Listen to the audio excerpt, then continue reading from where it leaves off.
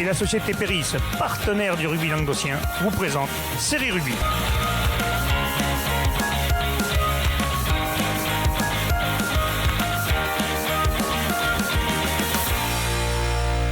Bonjour mesdames et messieurs, bienvenue sur Série Rugby, votre émission sur le rugby languedocien de la Régionale 3 à la Fédérale 1.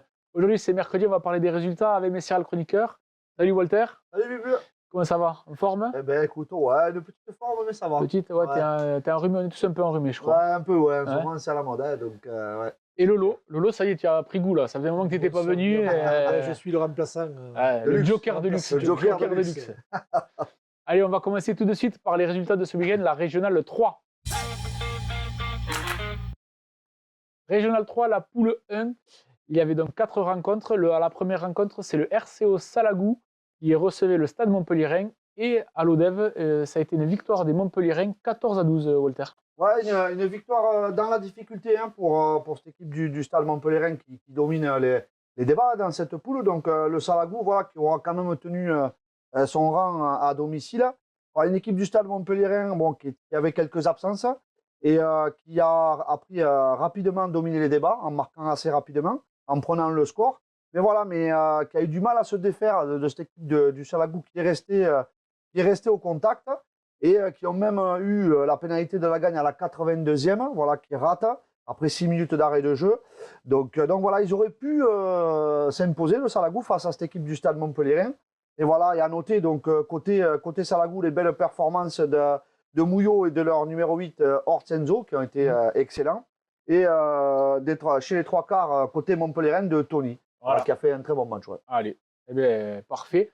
Ouais, c'est vrai que le Stade Montpellierin qui a vandagé quelques occasions et qui a pas réussi à faire gonfler le score et du coup l'Odève s'est bien accroché. Ouais, c'est ça. Après, de ce que disent un peu le Stade Montpellierin, ils ont évolué un peu cette année parce que la saison dernière, c'est des matchs qu'ils auraient perdus. Et bon, cette année, voilà, même s'il y a un petit coup du destin sur la fin, mais bon, ils le gagnent quoi. Donc je pense que le principal. Ils sont plus que jamais leaders. Hein. Voilà, exactement. Ouais. La seconde rencontre, justement, c'est Beaulieu qui recevait Roquemort. Et victoire de Beaulieu, 47-0, Lolo. Ouais, un match un peu compliqué pour Roquemort qui s'était déplacé à 14, effectif incomplet, à la mi-temps un score qui était déjà plus que acquis. 40-0. 40-0, franchement un grand respect pour cette équipe de Roquemort qui a essayé de faire le max et qui a respecté le contrat. Un match qui a été arrêté à la 55e, certainement pour faute de combattants. Ouais, mais c'est très compliqué. Complètement, pas déclaré forfait, ils se sont déplacés. Ils sont toujours là. Hein. C'est quand même à souligner. C'est un grand respect pour cette équipe de Roquemort qui honore son contrat du mieux possible.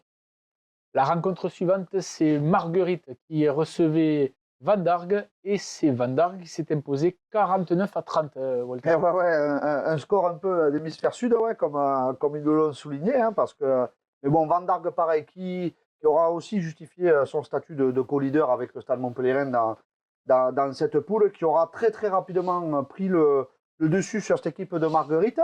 Donc vraiment en se défaisant en marquant 3 essais assez rapidement. Voilà, mais après, bon, on le sait, hein, inconsciemment, on a tendance à baisser un petit peu de régime. Et on le sait, cette jeune équipe de Marguerite ne lâchera rien, marquera, reviendra un petit peu au score.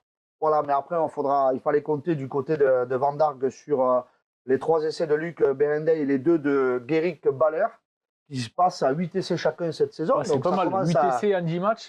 Ça commence à faire un joli score. Bon, ils ne sont pas au niveau de Robinet côté Rocheuse, on va en revenir. Mais bon, voilà quoi. Donc 11 essais quand même dans un froid glacial, c'est pas mal. Hein. Ouais, non, je pense que c'est un match agréable pour le public, ouais, c'est clair. Et à noter que la baie de Vandargue s'est inclinée 27-22 à Bagnols, mais qui ont quand même inscrit 3 essais, dont 2 par un nouveau joueur, un ancien qui reprend, un jeune de 22 ans.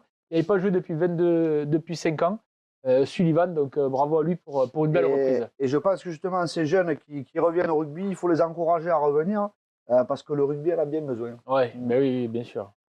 Allez, la dernière rencontre de cette poule, c'est la Grande Motte qui recevait Saint-Quentin-la-Poterie, et victoire de la Grande Motte 53-3. Ouais, le score, Guillaume parle de lui-même. Bon, Saint-Quentin qui s'était déplacé à 18 avec deux joueurs qui débutaient, peut-être pas le rugby, mais en tout cas c'était leur première rencontre. Mais bon, l'équipe de Saint-Quentin ne se cherche pas d'excuses de ce côté-là. Voilà, après, il va falloir vraiment resserrer les boulons parce qu'encore une équipe qui se déplace avec peu de joueurs. Donc, ça fait quand même sur la même poule, ça fait 2 équipes en effectif presque incomplet. Voilà, donc, en comptant que Piémont a déclaré forfait. Ouais, Piémont qui déclare au forfait. Donc, il va falloir peut-être se pencher un peu plus sérieusement sur le problème des clubs. On en a parlé avec Wally avant de commencer l'émission. C'est vrai que ça commence à être préoccupant. Ouais, c'est préoccupant. Le rugby amateur. On le verra après, mais il y a eu d'autres forfaits dans d'autres poules aussi. Ça me fait vraiment peur parce que je ne voudrais pas que ces clubs, ces villages se meurent à cause peut-être de paramètres qu'on ne maîtrise pas tous. Et la Grande Motte qui voulait laver un peu l'affront, ils avaient perdu au match aller à Saint-Quentin. Et donc là, ils avaient justement resserré les boulots. Ils ont encore quelques absents, mais ils vont se déplacer. Voilà, ils ont remis le train sur les rails. Oui, je pense que là. Ils vont recevoir la semaine prochaine le Stade Montpellier. C'est un gros choc. Il y aura une belle rencontre. Ça sera un bon test. Ouais. Au niveau du classement, justement, le Stade de Montpellier est premier avec 44 points. Vendargue suit derrière avec 43 points. Derrière, c'est Beaulieu 37. La Grande Motte 27, donc là déjà il y a un petit décrochage, en sachant que Beaulieu sera exempt la semaine prochaine, donc si la Grande Motte faisait tomber le leader, il resserrerait sur. Oui, mais il resterait quand même à quelques points, encore quand même quelques encablures. Beaulieu qui tient son rang, oui, parce que le leader et le co-leader, le Stade Montpellier et Vendargue ont quand même joué leur statut de premier et deuxième de poule, puisqu'ils sont allés s'imposer à l'extérieur. Oui, c'est clair. Et derrière, donc, suit Salagou, Marguerite, 25 et 23 points. Puis après, encore un autre décrochage avec Saint-Quentin, Beaucaire, Tarascon, Roquemort et donc Piémont qui est partie générale. Allez, on va passer de suite à la poule 2. Donc, la première rencontre, c'est Clusy-Saint-Chinian 40 qui recevait Marseillan et qui s'est imposé 48-8 avec le bonus offensif, Walter. Ouais, non, là, Clusy-Saint-Chinian 40, une belle démonstration de force. Je pense qu'ils avaient à cœur de laver l'affront du match aller. Ils s'étaient inclinés et assez largement de 11 points au match aller. Donc voilà, non, cette équipe de Clusy-Saint-Chinian 40 qui a bien attaqué le match avec une pénalité de Calmel très rapidement et suivi de 2 essais de Mika Gonzalez et de Cédric Luce en débordement. Donc voilà, il menait 20-5 à la mi-temps avec un essai pour côté marseillan. Et voilà, et après, l'équipe de Clusy-Saint-Chinian 40 qui a déroulé vraiment en deuxième mi-temps avec un deuxième essai de Cédric Luce, du centre du toujours jeune Pierrick Colomiès, Tony Calmel et Maxime Ponce, voilà, pour mener le score à 48-6. Donc 6 essais à 6 essais à 1, une belle démonstration Marseillan de qui force, rentre un peu dans le rang quand même, hein. Après un bon début, là ils enchaînent un peu les contre-performances, ils sont plus attendus. Mais après c'est Clusy-Saint-Chinian 40 quand même qui est habitué des après voilà, matchs importants. Je pense qu'il y a beaucoup plus d'expérience côté Clusy-Saint-Chinian 40. Marseille est un club qui se remonte, qui fait quand même un beau début de saison. Bien sûr. Donc voilà, je pense que. Puis t'étonnes en début de championnat et puis après t'étonnes un peu. C'est surtout ça, l'effet de surprise, il marche moins bien. Les équipes se calent sur toi après. C'est ça. Allez, la rencontre suivante, c'est Port-Iragne-Cers Villeneuve qui recevait le Stade Bessanay. Ça s'est joué samedi soir. Et victoire de Port-Iragne-Cers Villeneuve 17-7. Ouais, il paraît que le Muge a eu très froid. Il faisait apparemment pas mal de vent et il faisait froid. Et un match avec beaucoup d'interruptions de la première à la dernière minute. Chacun a dominé un petit peu sa mi-temps avec le vent, 10-0 à la mi-temps pour l'entente, avec un essai de Bouissière sur une passe de Jonathan, un décalage de Jonathan Magana et une pénalité de Mage. Une deuxième mi-temps plutôt dominée par le Stade Bessanay qui mettait la main sur le ballon avec des occasions de marquer. Serge Port-Iragne qui arrive à contenir un petit peu les Bessanay, mais par quelques plaquages. Le score revient à 10-7. Puis l'entente repart un petit peu en avant, il remonte les ballons et Espinoza qui franchit la défense sur un ballon en première main, sur mêlée. Et les Bessanais qui n'abdiquent jamais, qui jettent leur force dans la bataille et qui se heurtent à une défense. Grosse défense, notamment le capitaine étalonneur Cano. Cano qui multiplie les courses, plaquages et 17-7. Match serré, mais bon, pour Tirane qui reste dans le. Ouais, qui enchaîne. Ouais, bonne dynamique là. Ouais, Ils sont vraiment, sur ouais. 4 Je crois que victoires. le fait de jouer le samedi soir, ça les motive parce que derrière, il y a la Sunday Night à Brûle. Ah, il y a la Brenne, Et- Saturday non, night. Mais c'est vrai que c'est un bon truc. Quand on peut jouer le samedi, c'est top parce que ça permet en plus de récupérer le dimanche et puis de profiter un petit peu de la soirée. C'est ouais. sympa. Après, ils ont les stades qui leur permettent avec l'éclairage. prêtent, Donc voilà. Qui s'y Et prête, et puis j'aimerais bien, moi, mais on a une un belle- éclairage. une belle dynamique en tout cas pour cette jeune entente pour Tirane Serre Villeneuve avec un super état d'esprit, avec énormément de joueurs qu'on connaît tous, Ouais. qu'on a eu l'occasion même d'avoir parmi les jeunes. Et vraiment, je suis très content, franchement, pour cette entente que la mayonnaise prenne et que voilà, et puis ça joue sans pression. Et la pression, Ouais, il la c'est boit clair. après. Ouais, c'est Voilà, ça. ça. Il la boive bien même.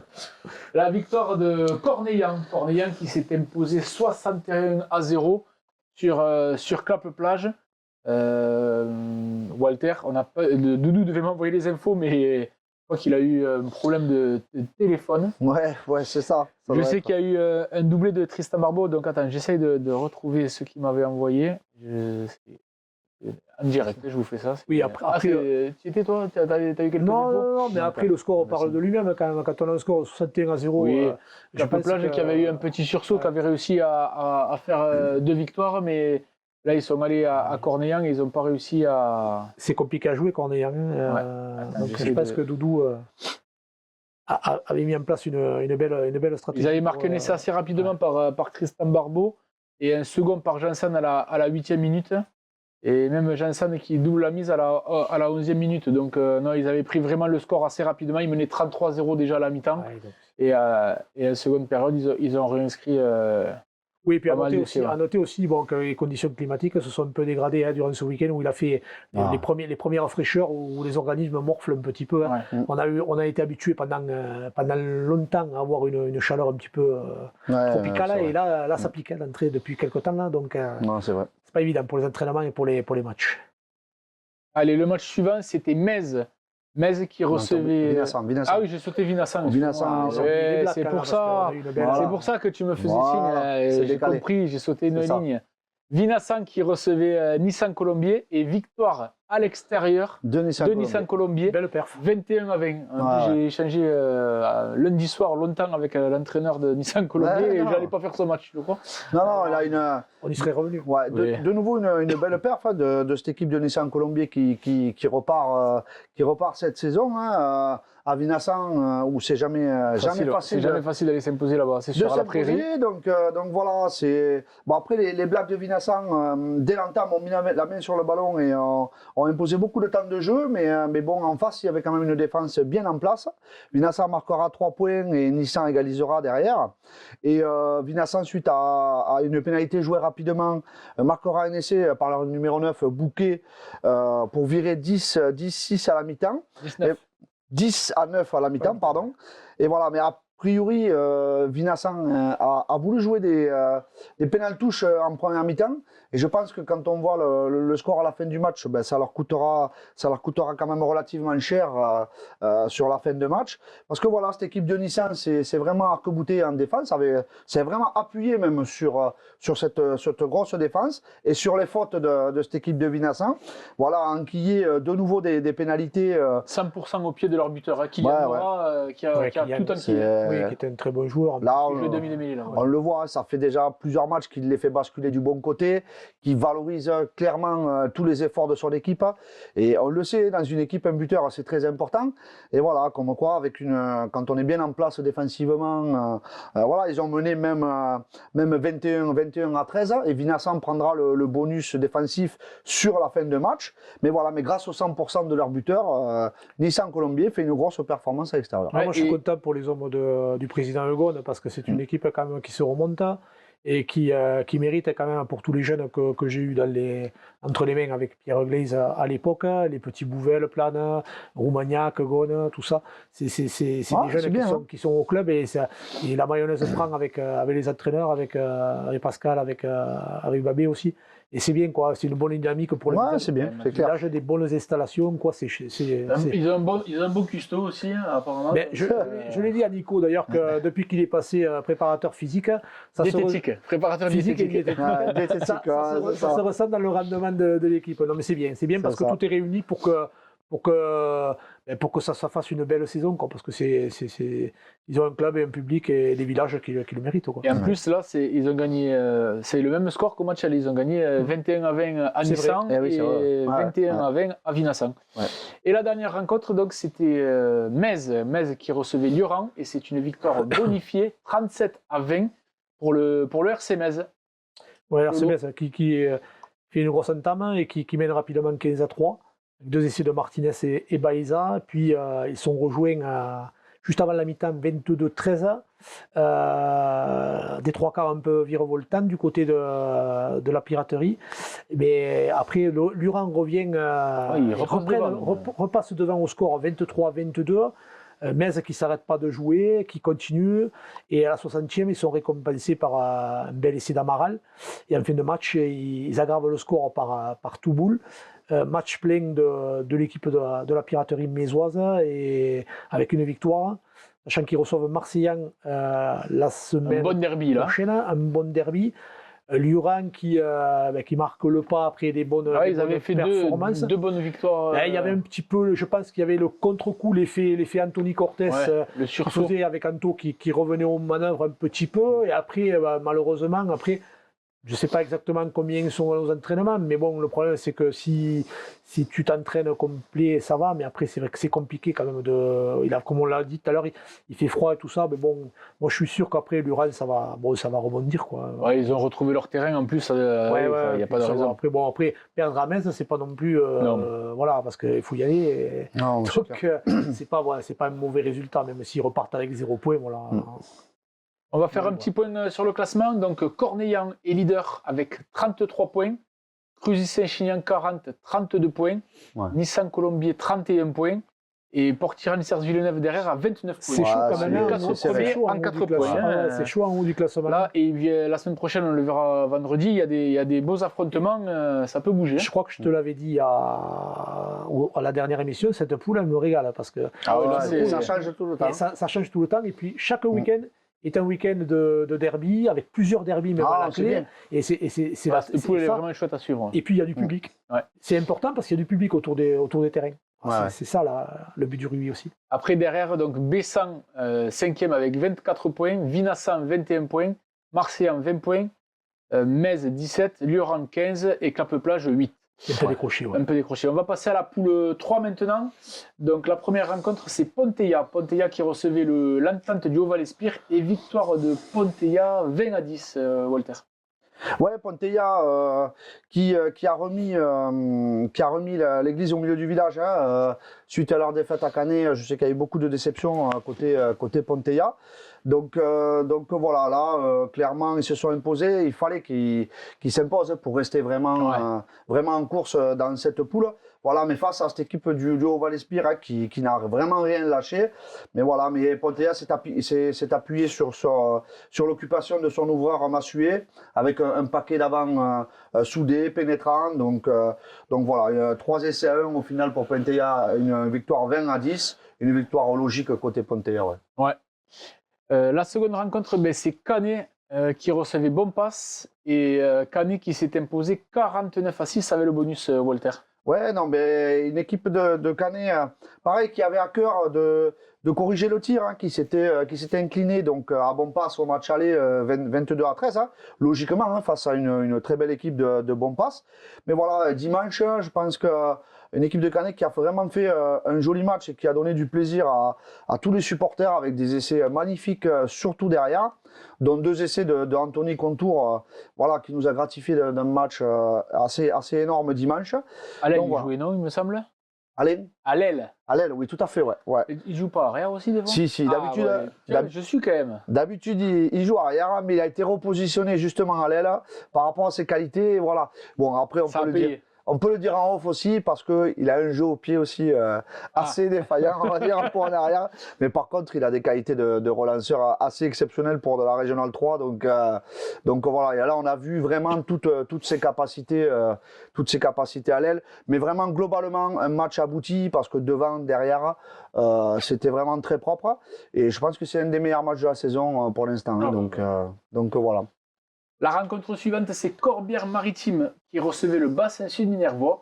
Et le Bassin Sud Minervois qui va faire un résultat à l'extérieur, victoire 14-13 Lolo. Oui, victoire du Bassin chez le dernier à l'extérieur, mais ça ne fut pas facile du tout parce que l'équipe de Corbière a vendu chèrement sa peau. Il me semble même avoir lu qu'ils étaient très fiers de leur prestation. Ouais, c'était peut-être leur meilleur match Corbière-Maritime. En prenant un jeu certes un peu rustre mais pragmatique, appliqué dans tout ce qu'ils ont fait. Bon, c'est vrai que quand le Bassin a écarté, ça a matché à deux reprises, mais bon, apparemment les cadres de l'équipe disaient que c'était un non-match de leur part. Bon, mais ils se sont heurtés à une grosse envie des locaux, un match haché. Alors, on dénote un arbitrage annoncé étonnant. Je ne sais pas ce que ça veut dire, il faudrait qu'ils nous en disent peut-être un peu plus.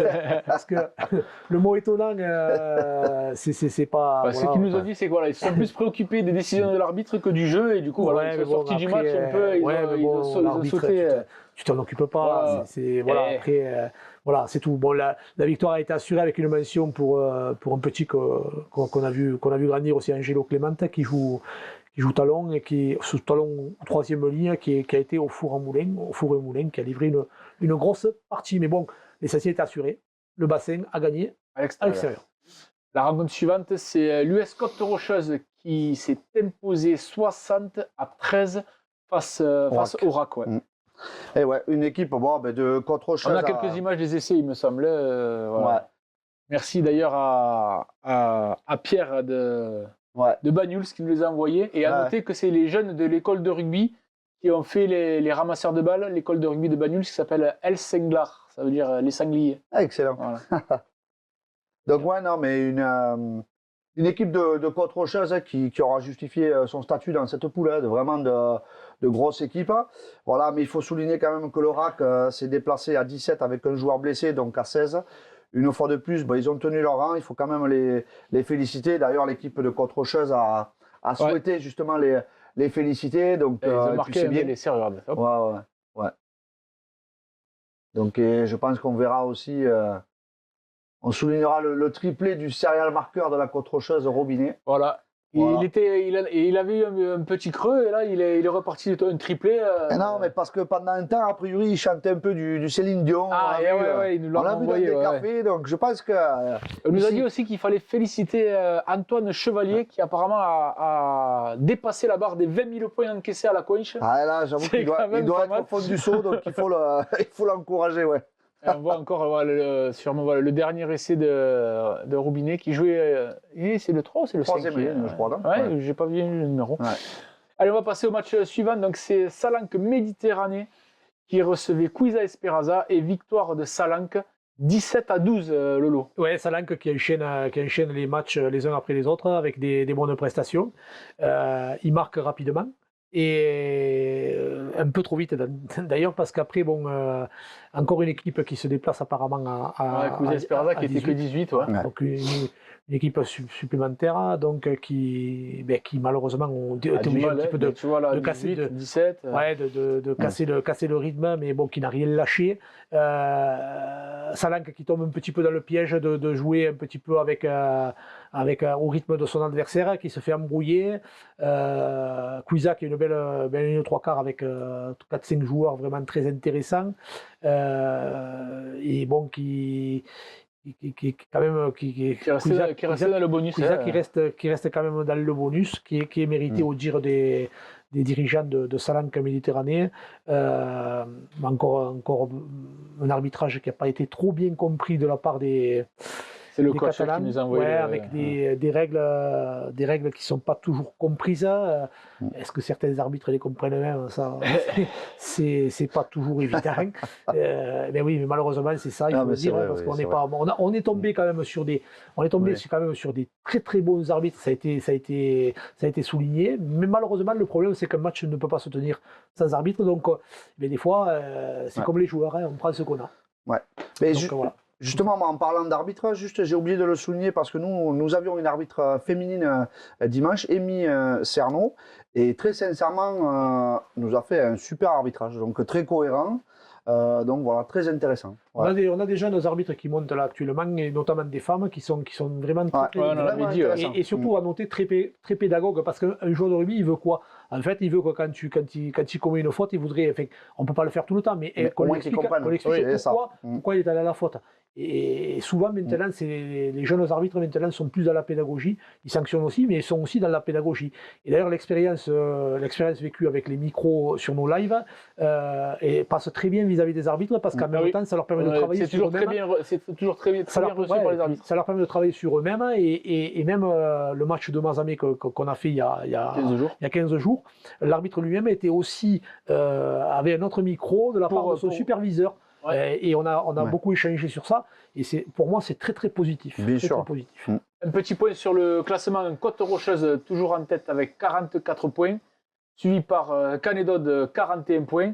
Après il y a un petit creux de 10 points, Bassin-Sud-Minervois 31, Ponteilla 28, Bompas 25, Cousa Esperanza est un peu lâché avec 19 points, et derrière l'Orac 15 points, Entente Val-Espire 13 points, Salanque qui vient d'enchaîner quand même 3 victoires consécutives. 13 points, et Corbière-Maritime dernier avec 6 points. Un peu dans le dur aussi. Ouais. Allez, on passe maintenant à la poule 4 de Régional 3. La première rencontre, justement, c'est l'US Kercorbe qui devait recevoir Villeneuve-la-Comtale, et Villeneuve-la-Comtale qui a déclaré forfait. C'est leur deuxième forfait de cette saison. Donc ça rejoint un peu ce qu'on disait tout à l'heure par rapport aux effectifs. Et là, en plus, c'est déjà le second. Donc il y a plus de joker. Le prochain, ce sera forfait général, malheureusement, pour cette équipe de Villeneuve qui est repartie l'an dernier, il me semble. C'est ça. Et Villeneuve-la-Comtale, qui est quand même un club emblématique de l'Auvergne, quand même. C'est une équipe que nous on a connue à l'époque de l'Espignan, du CO, du Col. Et ça fait mal au cœur de voir des équipes comme ça se mourir. Et voilà, on le redira que trop. Ouais. Qu'on s'en inquiète encore, malheureusement, tout le monde peut-être s'en inquiète pas comme nous. Non, ça c'est sûr. La rencontre suivante, c'était Cône-Minervois qui recevait Castelnau-Bastide, et victoire de Cône-Minervois 24-3. Et ouais, une équipe avec le bonus. Ouais, une équipe de Cône qui avait besoin de se relancer dans cette poule. Voilà, qui a mis du temps quand même avant de vraiment prendre le large. Il menait 5-0 à la mi-temps. Mais finalement, donc avec 4 essais de Cross, de Conesa, de Damien Rigon et d'Anthony Asensio, avec 2 transformations de Cross, ils s'imposeront 24-3 avec le bonus offensif. Et voilà, et ça leur permet de faire de pas être trop décroché en fait, et de toujours pouvoir prétendre à une éventuelle qualification. Ouais. Ouais. La rencontre suivante, c'était la Tour du Crieux-Vergnol qui recevait Toch-Corbière, et Toch-Corbière s'est incliné 36-15, encore un score avec beaucoup d'essais. Et bonus offensif pour la Tour du Crieux. Ouais, bonus avec 6 essais pour la Tour Vergnol.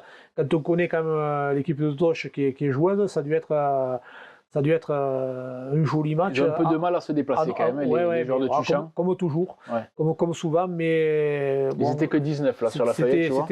C'était un très mauvais match de leur part.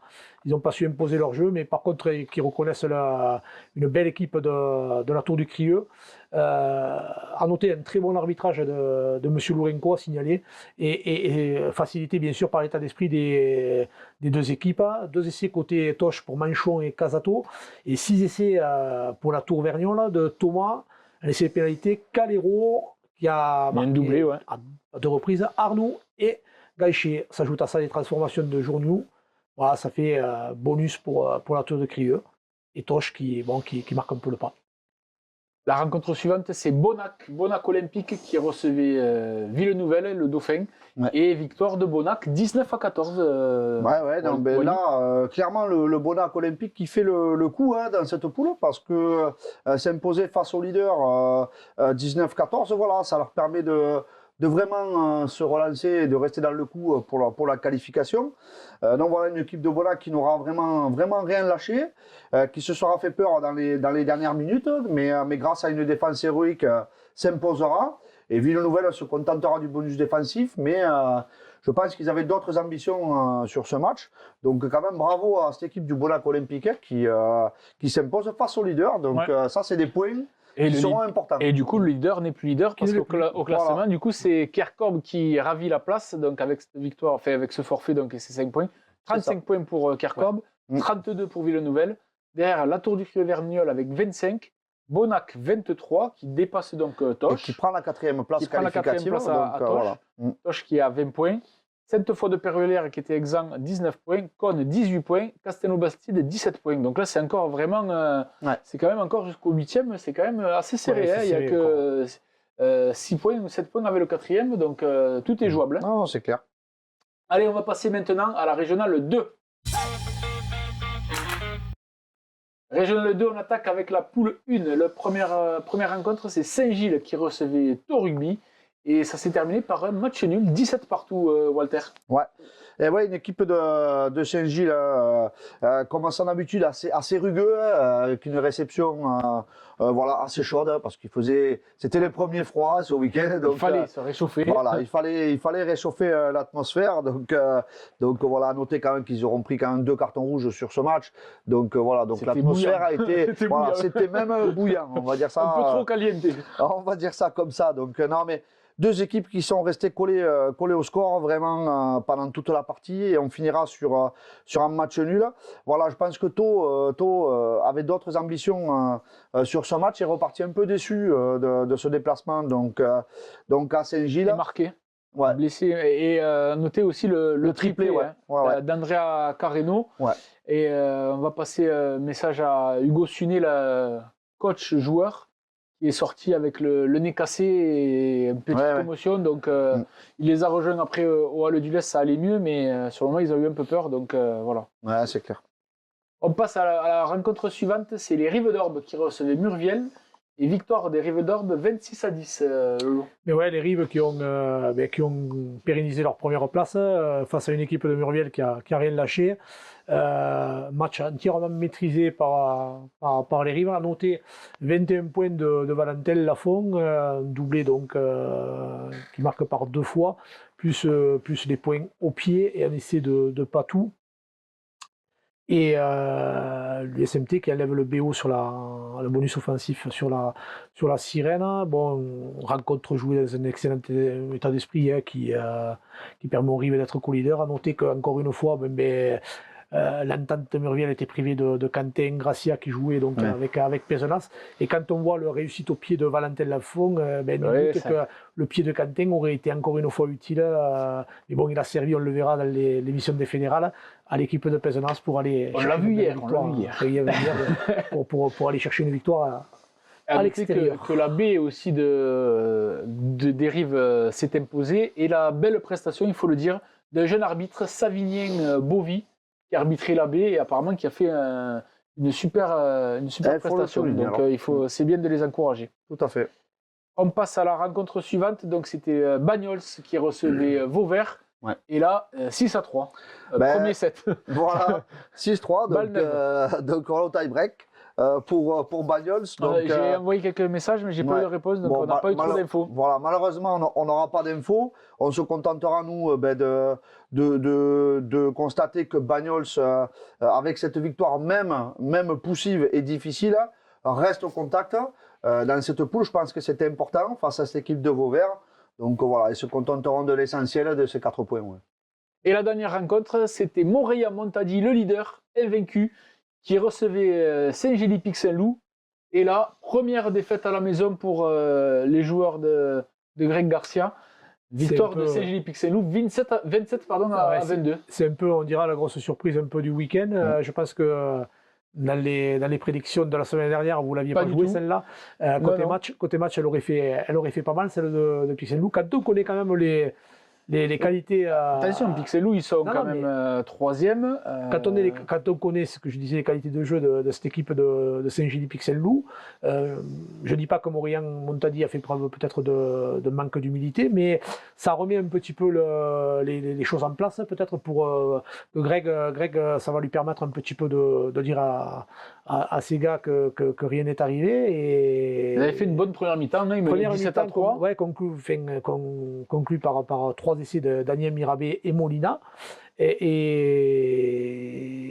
il se pose quand même des questions sur l'analyse vidéo qu'ils vont pouvoir faire. C'était très. En fait, là, c'est ceux de Pixelou. Il disait que vraiment, la première mi-temps, au niveau intensité, c'était ça. C'était très haut. Et après, on est tombé. Deuxième mi-temps, on est tombé apparemment, les remplaçants n'ont pas. N'ont peut-être pas joué leur rôle, et peut-être inversement du côté de. Ouais, voilà, c'est plutôt dans ce sens-là que je voulais le dire. Ouais, non, parce que non, le problème, c'est qu'à un moment donné aussi, quand tu fatigues, parce que Maurian caracolait plus ou moins en tête, ils étaient vaincus jusque-là, et peut-être que certains changements, peut-être une petite baisse physique.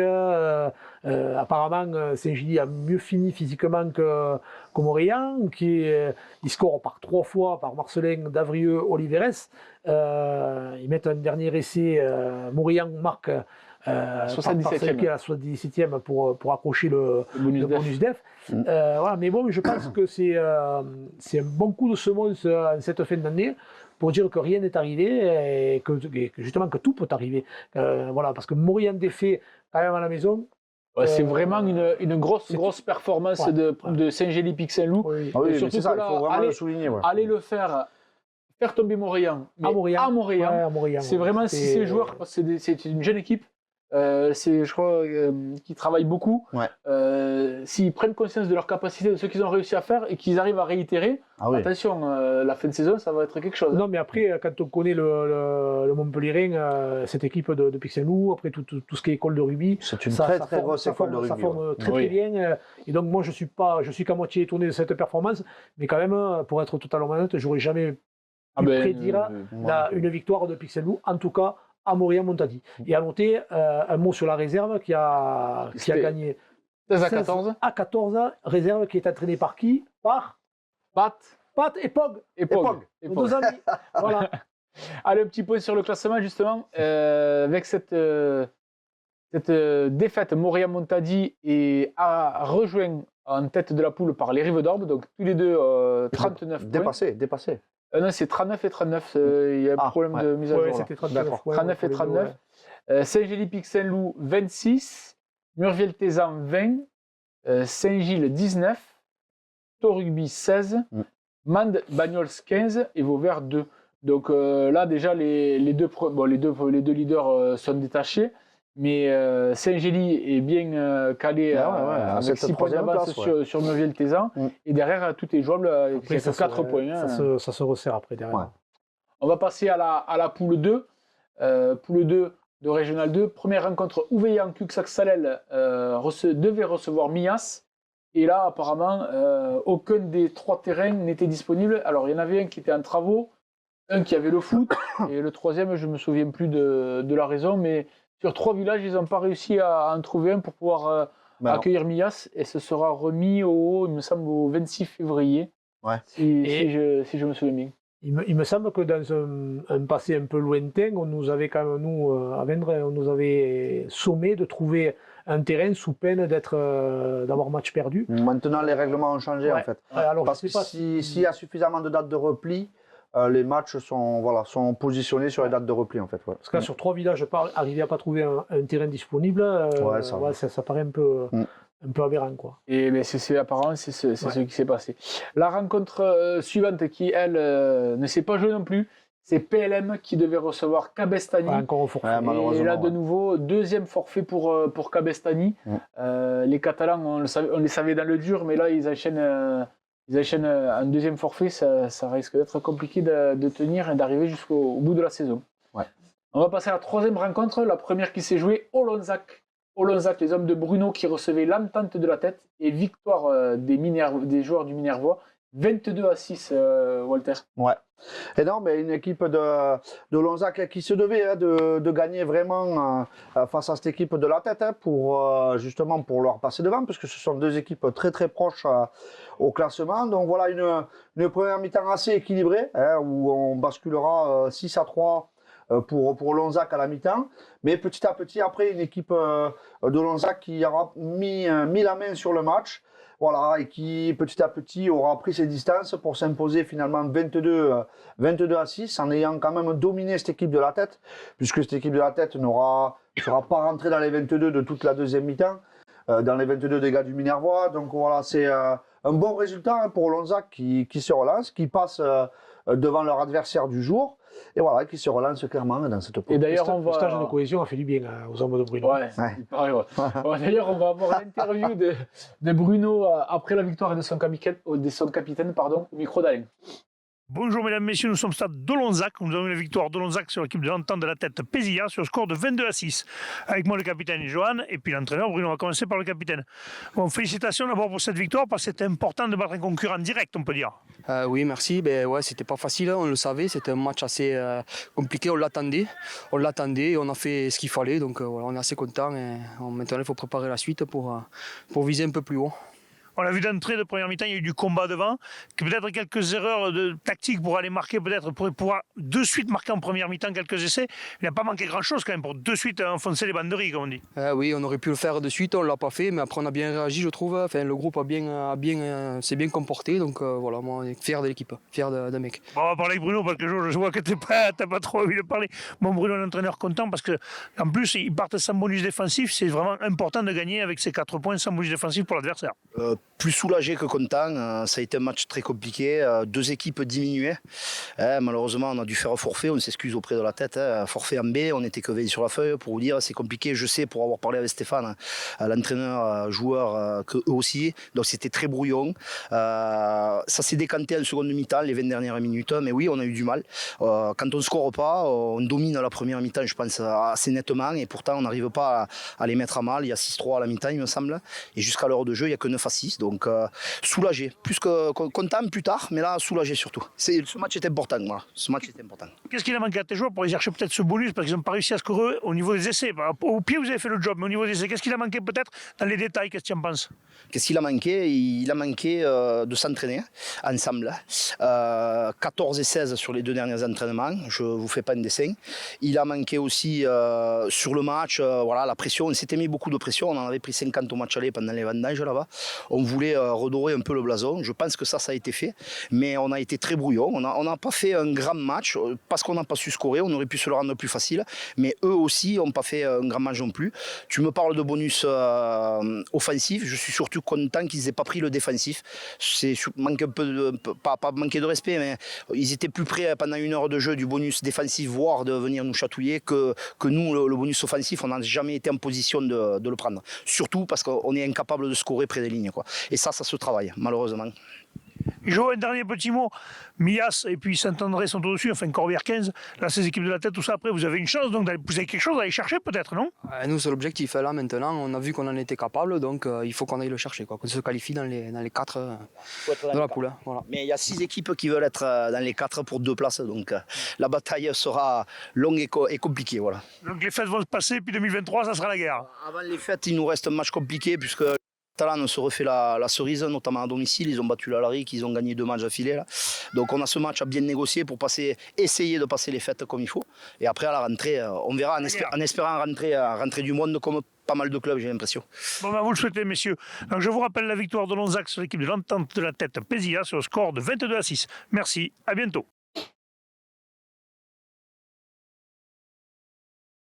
Les allergies, là, il les a eu dimanche soir, mais Oui, il était frais comme un vermol, là. Ouais, c'est l'air frais qui l'a de la revigoré. montagne. Allez, la rencontre suivante, c'était Corbière 15 qui recevait l'Union catalane, Poyestre-Bages Villeneuve et victoire de Corbière 15, 47-18 avec le bonus, Lolo. Ouais, mais Corbière 15 qui continue à caracoler en tête de sa poule, qui, je dirais pas qu'il marche sur tout le monde, mais pas loin. Ça se passe pas trop mal pour l'instant, avec un essai de Rivas, de Demilly, Bariac par 2 fois, Brison. et Solva contre un essai de Benjumea en première mi-temps. Mi-temps 40-13, donc je pense que le plus dur était fait. Un essai de plus pour chaque équipe en deuxième mi-temps qui a scellé le score à la faveur de Corbière-15, bon, qui pour l'instant n'est pas trop inquiet. Quoi. Voilà. À part la défaite à Mias, il y a oui, mais bon, après que défaite à Mias, c'est pas. Oui, non, mais on est d'accord. Attention, c'est pas ce que je voulais dire. C'est pas une anomalie. Non, c'est pas ce que je voulais dire. Ouais, bon, mais même tu peux avoir une belle équipe. Mias, il faut aller jouer déjà. Faut aller y jouer déjà. Aller essayer d'y gagner par la suite. Non, mais c'est pas. Voilà, après, pour l'instant, on sent ni Mias ni Corbière 15 inquiets dans cette poule, qui devrait arriver au bout, en tout cas, de la saison régulière. Allez, et la dernière rencontre, c'était le REC, le rugby Entente Cabardès, qui recevait Alaric. Et c'est une victoire de l'Alaric à l'extérieur, 24-18. Et ouais, j'avais mis ça. C'est clair. Je m'en souviens. Non, mais cette équipe de l'Alaric, voilà, petit à petit, bon, moi je ne cesse de le dire, mais qui fait son petit bonhomme de chemin dans cette poule, voilà, et qui réussit vraiment un gros coup dans un derby au REC avec un concurrent direct à la qualification. Donc voilà, bon après le match a été vraiment serré entre deux équipes. Une petite chistouflade à la 10e minute. Oui, mais parce qu'il faisait un peu frais, il a fallu qu'il se réchauffe. Donc voilà, il y a eu un rouge de chaque côté distribué par l'arbitre. Donc voilà, ça a eu le mérite au moins de calmer un petit peu les ardeurs des deux équipes. Mais après, globalement, le match s'est très bien déroulé par la suite. Donc voilà, une équipe de l'Alaric qui aura su prendre le score avec un essai de Roca et deux pénalités donc, en première mi-temps pour mener 13-3 à la mi-temps. Ouais. Voilà, mais ça aura eu le mérite de réveiller les locaux, qui petit à petit vont revenir dans le match. Donc avec un essai de Bigol à la 46e, puis un essai de Bosque à la 55e, pour repasser devant 15-13, et puis même 18-13. Voilà, mais après, l'équipe locale prendra un carton blanc à la fin du match, et à la 68e de Nathan. Et voilà, il y a une infériorité numérique face à cette équipe de l'Alaric qui marquera un nouvel essai de Martinez à la 74e et avec une pénalité, et s'imposera finalement 24-18. Donc grosse performance de l'Alaric. On l'avait dit que souvent qui rectifie le tir, voilà. Ils aiment bien. Voilà, souvent quand ils ont perdu à domicile. Le trophée Jacques Sabata du nom d'un dirigeant emblématique qui était passé dans les deux clubs, et ils ont fait une photo tous ensemble après en commun. C'est ça, il y a une bonne ambiance et tout, c'était sympa. Ouais. Allez, un petit point sur le classement de cette poule. Donc Corbière 15 qui est seul leader vu que Mias n'a pas joué avec 43 points. Ils ont 5 points d'écart. PLM 28 points. Alaric 27 points. Olonzac 24 points. Ça va encore titiller pour la qualif. Olonzac, l'entente de la tête 23 points et Cabardès 22 points. Donc c'est encore quand même assez ouvert. Ouais. Et derrière, après, Ouveillan, Cuxac-Salé le 16, Union Catalane 11 et Cambestany 0. Ouais. On va passer maintenant à la Régionale 1. Allez, Régionale 1, on s'intéresse à la poule 1. Et la première rencontre, c'est l'ABB qui recevait Moggio. Et une victoire des joueurs de Capestan, 28-10. Lolo. Allez, je m'y colle. Non, mais l'ABB qui a assuré l'essentiel avec une victoire, mais pas si large que ça, contre le RC Moggio, que j'avais vu moi un peu en difficulté à Fleury il y a quelques temps. Qui perdent 18 points à l'ABB, c'est voilà, bon, Moggio qui repart avec Moggio Garnon qui repart avec 0 points, mais bon, contre une équipe comme l'ABB, c'est pas mais une équipe joueuse, Moggio quand même, toujours joueuse, et des fois un peu trop même, joueuse. Là donc l'ABB avait pris le score rapidement et se sont mis à l'abri. Qui marque, et c'est vrai qu'après, derrière, Moggio, c'est une équipe qui ne lâche jamais le jeu, qui essaie toujours de revenir, qui est très joueur, une équipe de jeunes d'ailleurs. Moi, j'avais remarqué cette équipe à Fleury, une équipe jeune. Après, match agréable à suivre pour tout le monde, des bonnes conditions de jeu. Une belle équipe de Moggio, que dire de plus, une victoire à 28-10 pour l'ABB qui reste dans le trio de tête. Qui reste second. La rencontre suivante, ce sont les Plages d'Orbe qui se sont imposées 35-20 Face à Fleury-Salcoursan, Walter. Mais ouais, une belle performance de cette équipe, de cette jeune équipe des Plages d'Orba qui s'impose face à l'entente Fleury-Salcoursan. Voilà, d'un match qui aura mis un peu de temps à se décanter côté Plage d'Orbe, parce qu'une entente un peu mi-figue mi-raisin, hein, au dire de son entraîneur, menait 13-10 à la mi-temps, mais sans vraiment avoir mis la main sur le match. Voilà, mais une équipe du RCPO qui, petit à petit, en deuxième mi-temps, a mis son jeu en place, avec un drop de Picarelli, Lignon qui marquera sur une belle action collective, un troisième essai, un exploit individuel de Miranda, parti seul en relance de la ligne médiane. Et voilà, il conclura même avec un quatrième essai de Olacia en fin de match, voilà, pour conclure un match abouti et s'imposer 35-20 face à Salfleury-Coursan, 35 points contre Salfleury-Coursan, il faut les mettre. Donc, je les avais piqués un petit peu sur la dernière émission. Ouais, Après, parce que moi j'étais allé, oui, complètement, j'étais allé les voir jouer contre Poussin à Valras. J'avais été vachement déçu par la prestation. Ouais. Et je suis content parce que, en plus, le petit Théo Lignon que j'ai eu en catégorie jeune là, à marquer.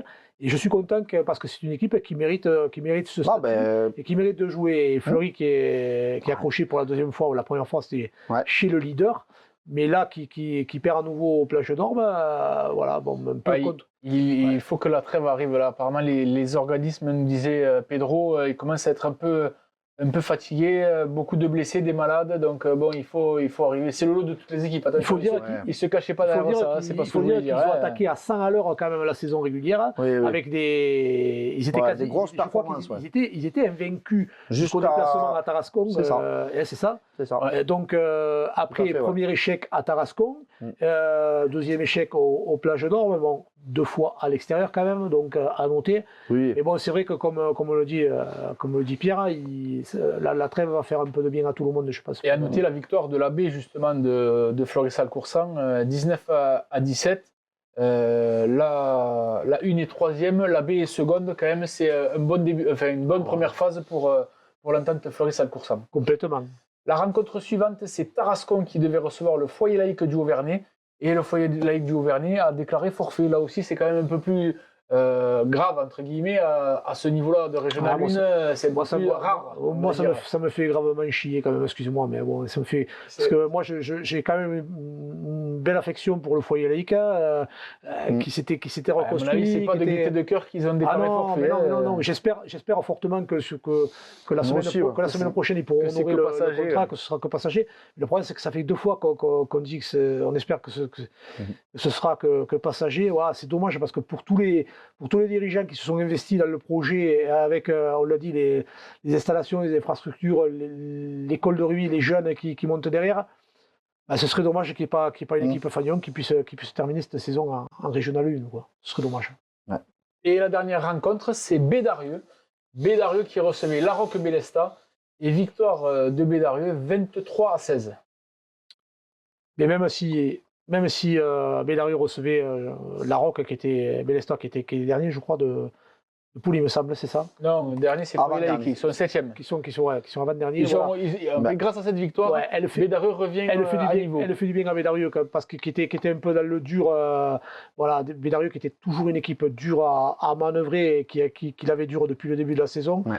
Il enchaîne une deuxième victoire. Qui enchaîne une deuxième victoire consécutive, c'est bien parce que voilà, même si Larocque Bélesta n'a pas lâché du tout, des pénalités de Marco Pena et Baris ont permis au score un peu de s'aggraver. Voilà, on a vu un match, le match qui aurait pu être plus large. Match avec beaucoup d'envie côté bédaricien et côté Larocque Bélesta. Mais Bédarieux a eu du mal à concrétiser, surtout en première mi-temps, ce qui a permis à Larocque, qui menait 13-10 à la mi-temps. Et en seconde période, quand même, Bédarieux a réussi à remettre les choses dans le bon ordre et sur quelques cocottes a réussi avec la force du côté parce que Bédarieux a de gros problèmes d'effectifs, avec des départs. On sait qu'ils ont perdu en début de saison leurs entraîneurs, Bruno Lafont avec Pierre Glaise, et ils ont perdu quand même quelques joueurs qui sont partis, qui ont arrêté. Et puis il est toujours très compliqué de venir s'entraîner et de venir jouer à Bédarieux parce que ça fait quand même un sacré trajet. Ils ont toujours quand même une équipe très rajeunie. Ils sont obligés de s'appuyer sur la jeunesse avec quand même Bédarieux qui est avec les U14 qui est en entente avec les avant Clermont, ça, qui essaie un petit peu quand même de former, qui est un peu formateur aussi. Hein, donc voilà, c'est bien qu'on bouille la victoire pour pas lâcher, pour rester un peu dans le truc. Et moi, je suis sûr qu'ils emmerderont encore du monde dans ce championnat régional 1. Allez, un petit point sur le classement avant de terminer.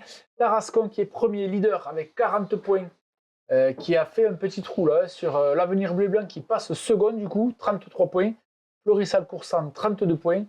Moglio Carnon qui est un peu décroché avec 24 points. Les Plages d'Orban-Embuscade à 21 points. Et là, il y a encore un petit décroché avec Poussan, 15 points. La Roque-Bélesta, Bédarieux et Foyer Laïque qui ferment la marche avec 3 petits points. Un petit point justement sur la poule 2 avec la victoire de Trèbes 20-16 à l'extérieur à Saint-Jurier en Arthès, grâce notamment à 3 essais de Bosque, Suarez et Donadier. Trèbes qui bombarde. Trèbes qui est premier de poule. Donc vraiment belle saison pour les Trébéens. Rappelez-vous, il y a 2 ans, on priait pour la première victoire de Trèbes dans le championnat. Et là, vraiment, quand même, c'est. Après voilà, il y a des moyens qui sont arrivés aussi que très peu de clubs ont.